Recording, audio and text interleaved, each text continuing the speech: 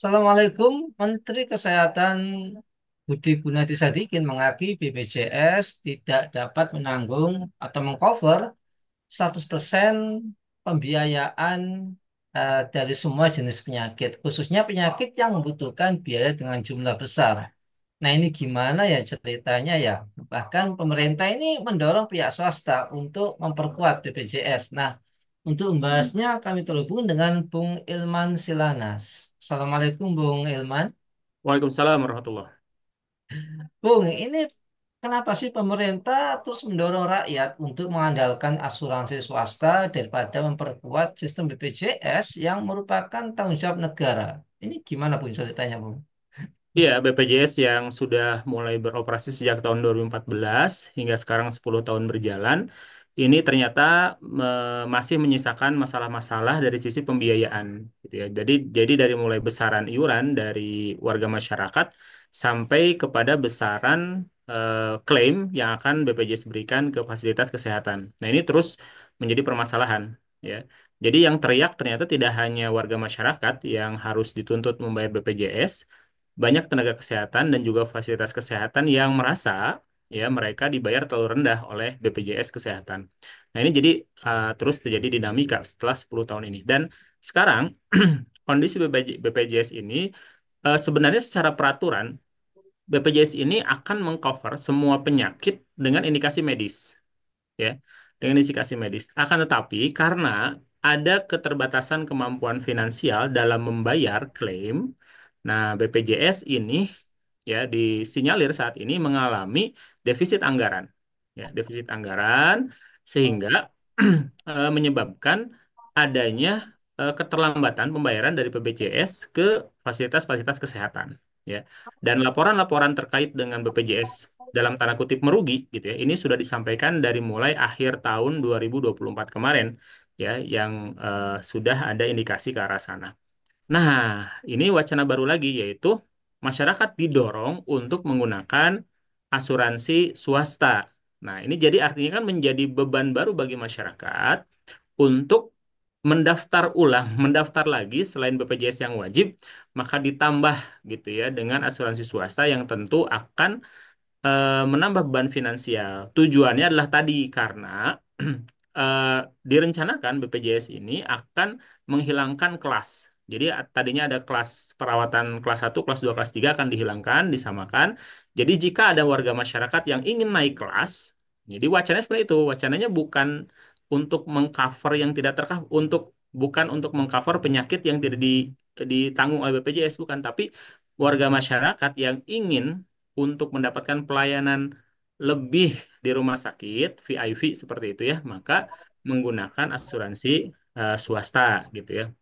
Nah, ke arah sana sebenarnya di awal sejak Pak Menteri ini mewacanakan seperti ini, tapi sekarang jadi ada wacana BPJS tidak mampu mengcover semua penyakit. Nah, ini jadi polemik juga di tengah-tengah masyarakat dan juga di pengamat-pengamat kesehatan, ya. Apakah benar seperti itu? Karena kalau kita lihat tren yang 10 tahun ini, hampir semua warga masyarakat dengan indikasi medis ini bisa ya apa berobat ke fasilitas pelayanan kesehatan, baik ke rumah sakit atau ke puskesmas ataupun klinik yang kerja sama dengan BPJS, dan mereka dilayani tentu dengan tadi ya ketentuan dan syarat yang telah ditentukan oleh BPJS untuk mendapatkan pelayanan-pelayanan tertentu gitu ya. Nah, itu mungkin yang eh, duduk permasalahan yang menjadi polemik saat ini gitu. Ya, Bung Ilman, apakah pernyataan dari Menkes ini adalah bukti kapitalisasi di bidang kesehatan, Bung? Ya, pertama, ini membuktikan bahwasannya kesehatan ini memerlukan biaya yang sangat besar. Itu yang pertama. Ya. Terus yang kedua, ini pun menunjukkan bahwasannya kesehatan ini adalah benar-benar merupakan kebutuhan primer bagi warga masyarakat. Sehingga apa? Sehingga warga masyarakat benar-benar membutuhkan jaminan, gitu ya. Nah, dengan sistem BPJS sekarang dan diwacanakan adanya asuransi swasta yang terlibat, ini menunjukkan apa? BPJS tidak sekuat yang dibayangkan. Ya, ini menunjukkan ada kelemahan dalam sistem pembiayaan yang BPJS lakukan, gitu ya. Nah, kelemahan sistem itu di mana? Kelemahan di mana BPJS mendapatkan anggaran untuk membayar semua klaim. Nah, yang saat ini masih bertumpu kepada apa? Iuran warga masyarakat, baik yang PBI ataupun non PBI. Kalau non PBI ini ditanggung oleh pemerintah daerah gitu ya. Nah, dan ternyata ya kok kondisi seperti ini masih belum mampu untuk ya mengcover semua kebutuhan biaya untuk masyarakat ini berobat ya. BPJS kurang lebih hampir eh, mengeluarkan dana dalam setahun itu 150 triliun gitu. Dan ini jumlah yang sangat besar. Nah, sedangkan tren saat ini ya penyakit-penyakit kronis itu terus bertambah gitu ya. Nah, yang tadinya yang tadinya adalah kita paradigma kesehatan itu adalah untuk mencegah penyakit yang akan dialihkan ke sana, ternyata masih belum mampu juga ini programnya. Sehingga apa? Sehingga banyak warga masyarakat yang akhirnya menjadi pasien-pasien baru, pasien-pasien kronis baru yang tentu ini akan menjadi beban BPJS. Nah, permasalahannya adalah solusi yang diajukan malah ke asuransi swasta. Yang jelas-jelas asuransi swasta itu adalah apa? Adalah komersil gitu ya, mencari keuntungan. Nah, artinya apa? Artinya kesehatan ini akan digeser dari pelayanan ya menjadi ke bisnis dan ini adalah komoditas gitu ya. Nah, itu titik krusial yang perlu masyarakat perhatikan dalam kondisi ini jangan sampai nanti ya nanti itu seakan-akan orang sakit itu memang harus eh, apa orang sakit itu memang harus berduit supaya dia bisa apa mendapatkan pelayanan kesehatan. Padahal kalau kita lihat di Undang-Undang Dasar 45 kita di pasal 28 itu ada bahwasanya setiap warga masyarakat berhak untuk mendapatkan pelayanan kesehatan. Ya, jadi itu merupakan hak yang dijamin oleh konstitusi gitu. Nah, artinya apa? Artinya, jika seseorang itu sakit, seharusnya apa dipermudah untuk mendapatkan pelayanan kesehatan, bukan dengan banyak sekali aturan-aturan yang akhirnya malah menghambat untuk mereka mendapatkan pelayanan yang seharusnya. Nah, ini jadi ada apa pergeseran paradigma yang terjadi yang memang mengarah nampaknya ke aspek kapitalisasi ini dan ini yang memang perlu untuk kita kritisi. Baik, Bung Ilman, lantas bagaimana dengan rakyat di daerah-daerah terpencil? Khawatirnya mereka itu semakin tertinggal dalam bidang pelayanan kesehatan. Menurut Bung Ilman bagaimana, Bu? Ya, ini masih menjadi problematika di Indonesia, di mana fasilitas-fasilitas kesehatan ini masih berpusat di kota-kota besar atau di pulau-pulau dengan jumlah penduduk yang sangat banyak, seperti Pulau Jawa. Sedangkan untuk di daerah-daerah pinggir atau pulau-pulau terluar, ini sangat jauh sekali untuk mendapatkan fasilitas kesehatan. Sebenarnya, kalau kita lihat dalam sistem kesehatan, ini ada 4 hal yang harus diperhatikan mau itu di kota ataupun di desa ya secara negara. Yang pertama adalah dari sisi fasilitas pelayanan kesehatan tersebut harus memadai. Tidak perlu lengkap, tidak perlu apa ya, tidak perlu mewah, tapi harus sesuai dengan kebutuhan masyarakat di lokasi tersebut ya. Misalnya di lokasi tersebut malaria, maka pelayanan malarianya harus diperkuat gitu ya. Sedangkan di tempat lain misalnya oh diabetesnya yang banyak, maka pelayanan diabetes yang memang harus diperkuat gitu ya. Itu yang pertama. Terus yang kedua adalah dari sisi tenaga kesehatan. Nah, ini pun masih menjadi permasalahan. Tidak merata, kurang jumlahnya, kompetensinya memang perlu diperbaiki. Nah, ini yang kedua. Terus yang ketiga adalah dari sisi pembiayaan. Ya, pilar ketiga itu pembiayaan. Nah, pembiayaan ini tentu harus diatur ya secara baik ya dengan apa? Dengan adanya sumber pemasukan yang itu tetap ya, yang itu bisa menjamin seluruh kebutuhan masyarakat tanpa perlu membebani masyarakat. Karena ini merupakan hak. Dan yang terakhir adalah dari sisi stewardship atau disebut juga sebagai sebuah regulasi, aturan yang sangat jelas dalam pelayanan kesehatan. Nah, ini adalah 4 pilar pelayanan kesehatan. Nah, si regulasi yang terakhir ini harusnya dia bisa melihat sisi pendistribusian 3 faktor sebelumnya. Ya, tiga pilar sebelumnya.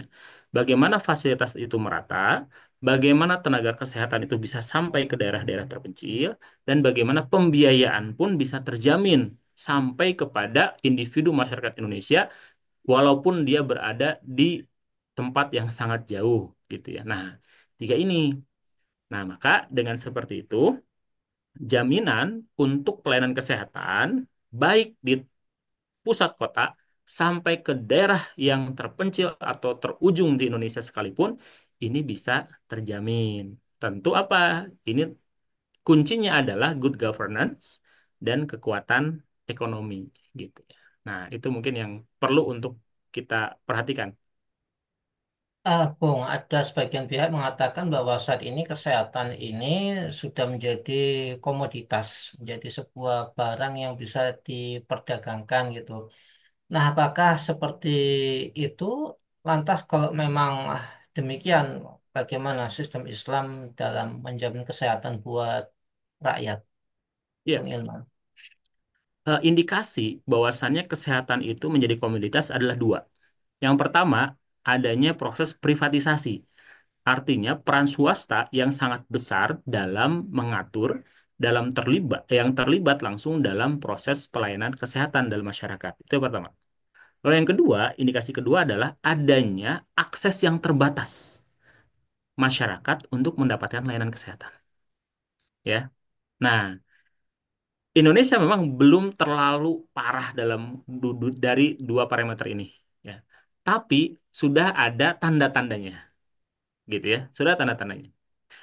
Eh, Berjamurannya apa banyaknya rumah sakit swasta gitu ya, lalu juga fasilitas-fasilitas kesehatan swasta yang merupakan keterlibatan masyarakat langsung ya dalam hal ini sisi private masyarakat yang memang menyelenggarakan pelayanan kesehatan itu dinilai dari sisi penyediaan fasilitas bagus, tapi ada sisi mereka pun menyelenggarakan itu tentu dengan apa?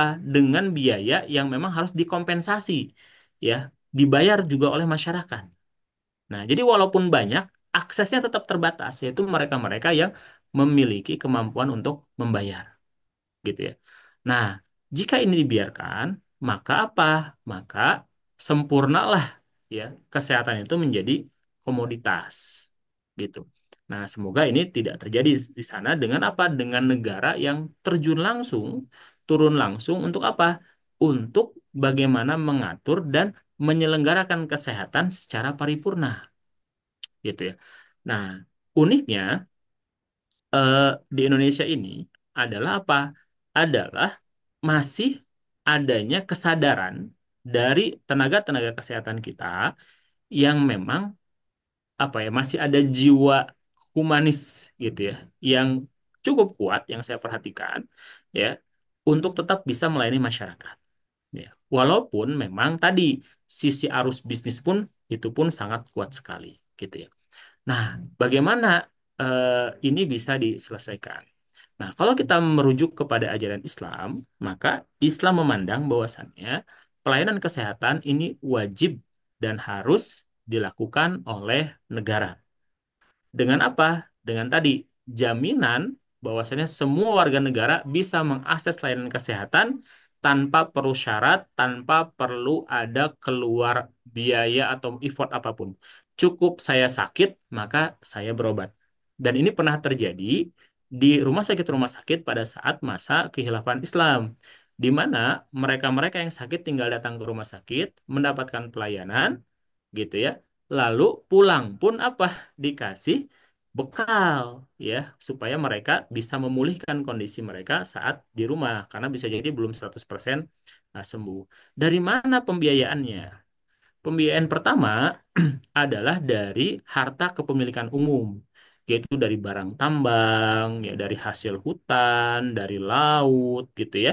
Nah, ini dikelola oleh negara dan hasilnya adalah untuk menjamin itu. Itu yang kedua adalah didorong warga masyarakat untuk berwakaf. Ya, rumah sakit bisa berkembang dengan adanya wakaf dari masyarakat. Ya, lalu juga apa? Wakaf itu kan tidak hanya benda mati, tapi bisa juga wakaf produktif gitu ya. Nah, ini pun akan memberikan tambahan masukan untuk membiayai proses pelayanan kesehatan. Nah, di samping tadi pilar lainnya penyediaan fasilitas penyediaan tenaga kesehatan dengan adanya universitas-universitas yang memang berkualitas. Nah, ini yang memang harus dijamin oleh negara gitu ya. Nah, jadi Islam menempatkan pendidikan, kesehatan, keamanan sebagai kebutuhan pokok masyarakat yang itu wajib dijamin oleh negara ya. Jadi tidak lagi dikembalikan kepada masyarakat untuk saling istilah sekarang itu kan saling subsidi dan gotong royong gitu ya. Tapi benar-benar dengan mengelola harta-harta kepemilikan umum yang saat ini faktualnya adalah banyak dikuasai oleh sektor-sektor swasta sehingga pemasukan kepada negara hanya dari pajak saja ya, sedangkan apa porsi besarnya, kue besarnya tetap dinikmati oleh pihak swasta. Nah, ini mungkin yang menjadi solusi untuk pembiayaan kesehatan di Indonesia, negeri yang sangat kaya, negeri yang sangat memiliki potensi sumber daya alam yang sangat luar biasa. Jika itu dimanfaatkan, insya Allah, maka apa? Kita bisa menikmati pelayanan kesehatan yang gratis, yang berkualitas, yang bisa dijangkau oleh seluruh warga masyarakat. Baik, terima kasih Bung Ilman atas pemaparannya. Semoga ini membawa inspirasi dan yuk pemerintah kita perbaiki kesehatan di negeri ini dengan penerapan sistem Islam. Terima kasih Bung Ilman. Semoga Bung Ilman sekeluarga senantiasa dalam perlindungan Allah Subhanahu wa taala. Baiklah pemirsa khilafan yang dirahmati oleh Allah, demikianlah program kabar petang kita pada kesempatan hari ini. Jangan lupa ya untuk subscribe, like, komen, dan share sebanyak-banyaknya. Semoga menjadi amal kebaikan kita di dunia maupun di akhirat. Saya Nanang Setiawan, undur diri. Sampai jumpa di lain kesempatan dan wassalamualaikum warahmatullahi wabarakatuh.